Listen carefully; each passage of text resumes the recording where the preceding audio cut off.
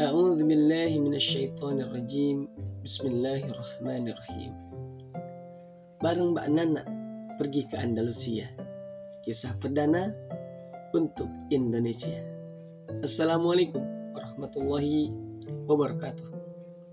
Alhamdulillah, wassalatu wassalamu ala rasulillah wa ala alihi wa mawala, amma ba'du. Sahabat-sahabatku yang dirahmati Allah Subhanahu wa taala. Hari ini special edition di malam minggu di tanggal 10, di hari terakhir kampanye akbar berlangsung. Insya Allah kedepannya setiap hari Sabtu saya akan mencoba untuk membacakan kisah dari para sahabat Nabi yang agung yang dikarang oleh Dr. Abdurrahman Ra'afat Bashir, yang mana kita berharap dari kisah-kisah ini kita bisa mendapatkan pelajaran untuk hidup kehidupan kita. Sebagaimana juga itu juga yang sering dibawakan oleh guru saya Ustaz Dasat Latif ketika beliau menyampaikan dakwahnya.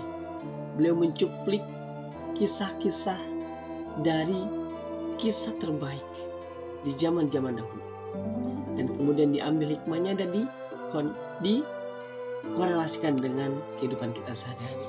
Mudah-mudahan ini bisa menjadi sebuah tema watawasau bil haq watawasau bis sabr, saling mengingatkan, dan kita bisa belajar dari kisah-kisah yang sudah jelas menghasilkan orang-orang pilihan, jelas membuat kita bangga mendengarnya, jelas membuat mereka dijamin oleh Allah untuk bisa ke dalam surga-Nya. Teman-teman yang dirahmati Allah Subhanahu wa taala, dari kitab ini yang perdana, insya Allah akan saya bawakan kisah tentang Anas bin Malik. Anas bin Malik yang mana kita semua tahu, yang udah terbiasa bahwa anak ini adalah pelayan Nabi. Dulu ketika masih kecil, Anas bin Malik ini usianya ketika 10 tahun, dan Rasul waktu itu baru akan berangkat dari Mekah ke Madinah. Ya. Nah, akan berangkat ke Madinah. Waktu itu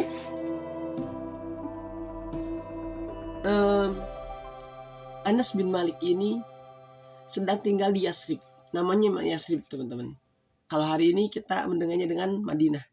Dulu namanya Yasrib. Di sana bersama ibunya yang dijuluki dengan Al-Gumaisoh binti Mihlan. Nah, anak ini sering, kalau bahasa kita, di brainwash sama ibunya tentang kisah-kisah Nabi Muhammad, diceritakan sehingga hadir dalam hati Anas bin Malik ini kerinduan kepada sosok yang selalu diceritakan oleh ibunya, sehingga selalu menginginkan berjumpa sampai berangan-angan. Anas ini berangan-angan bagaimana seandainya dia datang ke Mekah untuk berjumpa dengan Rasul, atau Rasul yang datang ke Yasrib, sehingga bisa berjumpa dengan orang yang dalam cerita ibunya ini atau orang-orang di sekitarnya itu mempesonakan dia.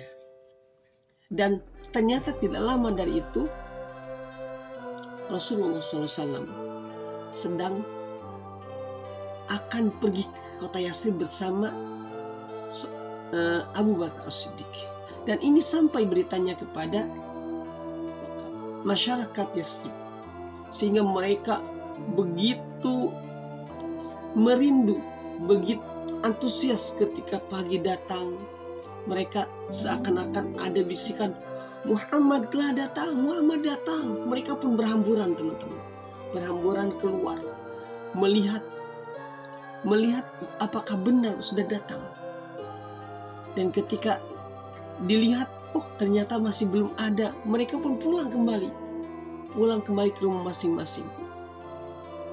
Dan hanya kekecewaan yang mereka dapatkan, karena ternyata yang dirindukan belum juga datang. hingga pada suatu hari terhembus lagi, Muhammad telah datang, Muhammad telah datang. Dan mereka pun berhamburan, berkelompok-kelompok, kelompok ibu-ibu, kelompok bapak-bapak, kelompok anak-anak. Mereka berbondong-bondong melihat ke jalan untuk menyaksikan. Bahkan ibu-ibu atau anak-anak gadis itu mereka saking pengen melihatnya, mereka naik ke atas rumah karena pengen melihat orang yang mereka semuanya merindukan hadir di sana. Orangnya belum datang tapi informasinya sudah tiba. Nah, teman-teman yang dirahmati Allah Subhanahu wa taala, pada saat seperti itu di kalangan anak-anak Unais, atau namanya dulu dipanggilnya Unais ketika sudah menjadi khidmat Rasul.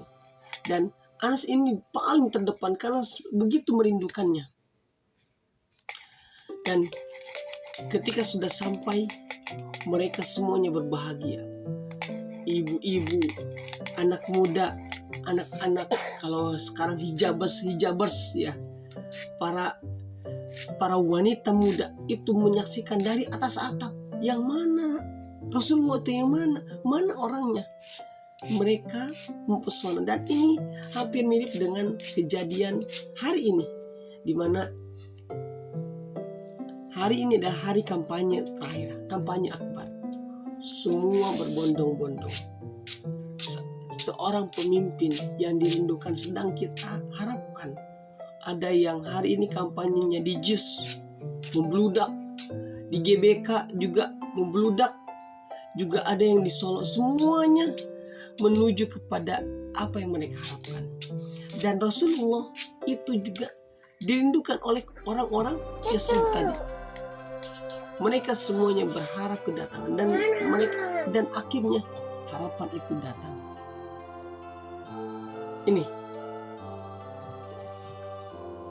baca bismillah dulu.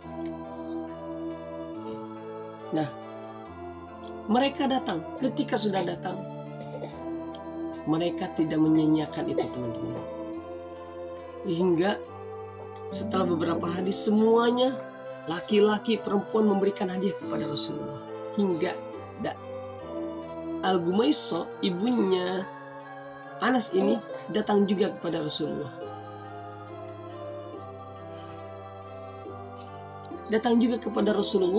Dan ia berkata, "Ya Rasulullah, semua orang memberikan hadiah kepadamu, laki-laki maupun perempuan. Aku tidak punya apa-apa kecuali anakku ini." Pada saat itu Anas bin Malik sambil lari-lari mutarin ibunya. Lari-lari muterin ibu yang namanya juga anak-anak. Kemudian kata Gumaisah, "Saya hanya punya anak ini dan saya berikan ini kepada Anda. Silakan Rasulullah gunakan sekehendak Rasul." Maka Rasulullah ini, Nabi kita, beliau senang dan beliau mengusap rambutnya Anas bin Malik yang jatuh ke depan. Digambarkan di buku ini, dia ke depan berponi begitu. Kemudian dielus dan Rasulullah memegang rambutnya dengan tangan mulianya dan mengelus Anas bin Malik. Nah, itu adalah hari pertama perjumpaan Anas bin Malik dengan Rasulullah. Dan selama 20 tahun beliau benar-benar hidup bersama Rasulullah, merasakan bagaimana pelajaran adab yang begitu mulia, ilmu, akhlak, ilmu dan akhlak yang dicontohkan oleh Rasulullah SAW, yang hari ini kita begitu mengharapkan hadir di negara kita, terutama di para pemimpin kita. Karena Rasulullah juga adalah seorang pemimpin yang kalau hari ini presiden. Makanya ini ada korelasinya antara kisah Anas bin Malik dengan kisah hari ini tanggal 10 yang kita sedang mendoakan seorang pemimpin. Teman-teman yang dirahmati Allah Subhanahu wa taala. Anas bin Malik berkata, kata beliau, Rasulullah itu orangnya paling baik akhlaknya, paling lapang dadanya, paling besar kasih sayangnya. Beliau mengatakan ini karena pernah suatu hari Rasulullah SAW memerintahkan Anas bin Malik untuk melakukan sesuatu. Maka Anas ini berangkat. Ia berangkat, tapi dalam hatinya ia masih pengen bermain dengan anak, dengan seusianya. Maka ia pergi ke pasar. Dan ia bermain bersama teman-temannya. Nggak berapa lama di sana, pada saat berdiri, dia merasakan ada seseorang di belakang yang memegang pundaknya. Dan ketika Anas bin Malik ini menoleh ke belakang, ternyata beliau ada Rasulullah. Maka Rasulullah dengan begitu lembutnya, dengan kasih sayang, beliau bertanya, "Wahai Unais, apakah engkau sedang melakukan apa yang aku perintahkan?" Anas bin Malik ini merasa serba salah. Ia merasa malu, maka ia berkata, "Baik, saya akan melakukannya sekarang." Maka Anas ini langsung berangkat. Tapi perhatikan teman-teman, Rasul kagak marah. Makanya kata Anas, besar sekali kasih sayangnya. Hingga kata Anas bahwa Rasulullah ini tidak pernah mengatakan kepada Anas terhadap apa yang dia lakukan, "Mengapa engkau melakukan ini?" Atau terhadap apa yang ia tinggalkan, "Mengapa engkau tidak melakukan ini?" Mengapa dan segitu tidak pernah Rasulullah sampaikan. Dan ini adalah pelajaran buat kita para orang tua, para pendidik, di mana ketika anak kecil itu belum tamiz kalau bahasanya, belum bisa berpikir panjang, karena mereka butuhnya yang namanya teladan, mengikuti kita, sehingga tidak perlu bertanya kenapa dan mengapa engkau melakukan ini. Itu yang dicontohkan Rasulullah. Selama Anas bin Malik bersama Rasulullah 20 tahun tidak pernah tidak pernah mendapatkan ungkapan seperti itu. Teman-temanku yang dirahmati Allah Subhanahu wa taala. Anas bin Malik ini ia usianya panjang. Karena Rasulullah SAW selalu mendoakan kepada Anas, "Ya Allah, berikan harta dan anak kepadanya serta berkahilah padanya." Dan Rasulullah itu doanya kan terkabul. Sehingga tidak maksudnya tidak asing atau wajar jika Anas usianya panjang. Sehingga dalam sirah ini digambarkan bahwa Anas ini usianya ketika Rasulullah wafat di usia Anas ini pada 80 tahun masih hidup setelah Rasulullah wafat. Dan jika dikalkulasi, ya dada. Jika dikalkulasi, maka Anas ini memiliki umur mencapai 103 tahun. Luar biasa, seabad. Dan anak-anak keturunannya, beliau termasuk hartanya yang banyak, anak keturunannya banyak, yang kalau digabungkan antara anak dengan cucunya, itu disampaikan melebihi 100. Masya Allah. Ini kan doa Rasulullah yang begitu dahsyat, mendoakan harta untuk kekayaannya, mendoakan anak untuk keturunannya, dan mendoakan keberkahan. Dan ini menjadi pelajaran buat kita, sahabat-sahabatku, bahwa kita perlu berdoa untuk siapapun lebih detail. Karena Rasulullah mendoakannya, berikanlah ia harta dan anak serta keberkahan. Detail. Nah, teman-temanku yang dirahmati Allah Subhanahu wa taala, Anas bin Malik ini kalau kecil dipanggilnya Unais. Itu sebagai bentuk kesayangan. Kalau Anas itu namanya, tapi dipanggil karena bentuk kesayangan disebut dengan Unais. Dan Rasulullah sering memberikan wasiat atau wejangan kata-kata indah. Pada suatu hari Rasul berkata seperti ini, bersabda, "Wahai anakku." Nah, kadang Rasul juga panggil itu enggak, bisa bebas, bisa Anas, bisa Unais, bahkan anakku, karena saking senangnya Rasul. Rasul bersabda, "Wahai anakku, jika seandainya engkau menemui pagi dan petang dalam keadaan hati tidak membawa kebencian kepada seseorang, maka lakukanlah. Wahai anakku, sesungguhnya itu bagian daripada sunnah. Barang siapa menghidupkan sunnahku, maka ia bersamaku di surga. Barang siapa yang menghidupkan sunnahku, maka ia mencintaiku. Dan barang siapa yang mencintaiku, maka ia bersamaku di surga. Wahai anakku, jika kamu memasuki keluargamu, maka ucapkanlah salam.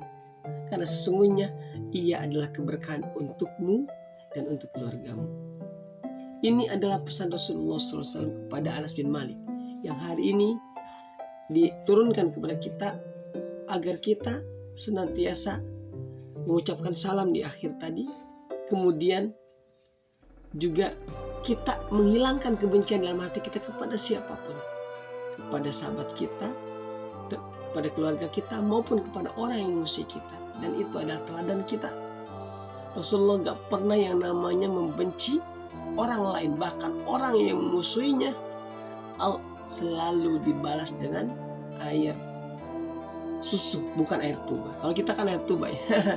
Nah, teman-teman yang dirahmati Allah Subhanahu wa taala, itu kisah Unais, yang mana Unais ini dengan panjang usia, harta yang banyak, pada saatnya ia pun juga meninggal. Tapi meninggalnya karena rasa sakit yang ia derita.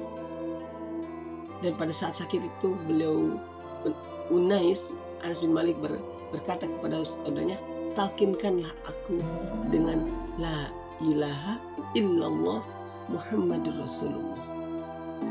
Beliau berkata kepada kawannya agar ditalkinkan, dan Anas bin Malik selalu mengucapkan itu, la ilaha illallah, pada saat ia sakit.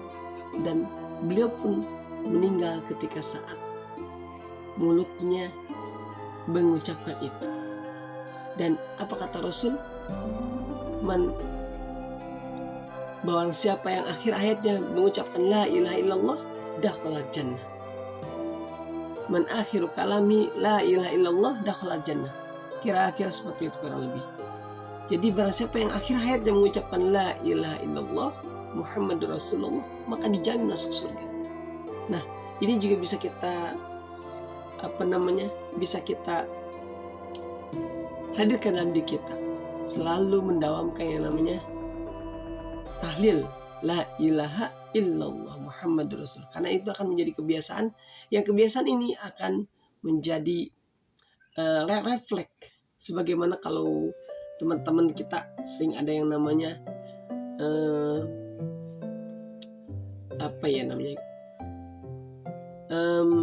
ketika mau menyebutkan ini tiba-tiba langsung refleks gitu ya. Jadi lupa. Nah, itu refleksi, bukan refleksi sebenarnya. Jadi lupa, kalau lagi diingat-ingat kadang lupa. Astagfirullahaladzim. Jadi ada orang yang selalu ketika kaget dia mengucapkan sesuatu yang refleksi. Dia tanpa nalar langsung mengucapkan, "Ya, apa sayang?" Nah, selalu refleks. Dan itu adalah bagian daripada apa yang harus kita lakukan. Teman-teman yang dirahmati Allah Subhanahu wa taala, wasiat terakhir ketika Anas bin Malik meninggal adalah ia ingin tongkat kecil yang biasa dipegang oleh Rasulullah itu dimakamkan bersamanya. Dan akhirnya keluarganya pun memakamkan, menyimpan wasiat itu, tongkat Rasulullah yang selalu dibawa Rasulullah, ia simpan bersama Anas bin Malik ketika di akhir hayatnya. Dan itu yang tertulis dalam kisah yang tadi dituliskan oleh Dr. Abdurrahman Ra'afat Basha, dan mudah-mudahan kita bisa mengambil hikmah dari ini, di mana bahwa Rasulullah itu adalah seorang presiden di masa lalu, dan kita berharap hari ini di tahun 2024 hadir seorang presiden yang sama seperti Rasulullah. Ia menjadi teladan. Ia menyayangi anak yang kecil. Ia menyayangi siapapun. Ia menyayangi rakyatnya. Ia menyayangi orang yang dikenal maupun tidak. Dan kita berharap mudah-mudahan dari 3 paslon yang hari ini berkampanye akbar di Solo, di GBK, di JIS, Allah pilihkan buat kita seorang presiden yang benar-benar berjuang untuk rakyatnya, bukan untuk dirinya. Berjuang untuk keadilan, untuk kesejahteraan semuanya, bukan untuk kesejahteraan dirinya saja. Dan tentu